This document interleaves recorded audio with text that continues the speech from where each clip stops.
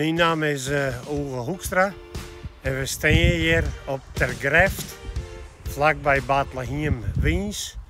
En dit is Eestein, heet de plaats. En het oudste gedeelte van de plaats is van 1834.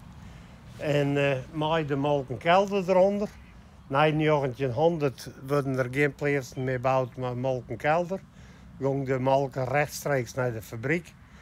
En in 1922 is het Boeties ooit helemaal moderniseerd. En wie toen een voorbeeld stal van Frieske stal, de Saldersheger.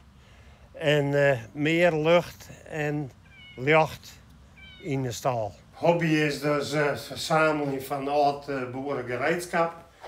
Dat heb ik hier wat ophangen, zelfs een koekalender hier al bij de historische gereedschappen.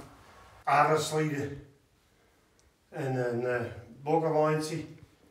En dit is een zogenaamd wetterwijntje. Die worden dan gebruikt in de kleinze in Oudskerk. En hier staat nog meer materiaal, dat komt uit de kleinze van Oudskerk. Dat is wel mooi spul om te bewaren.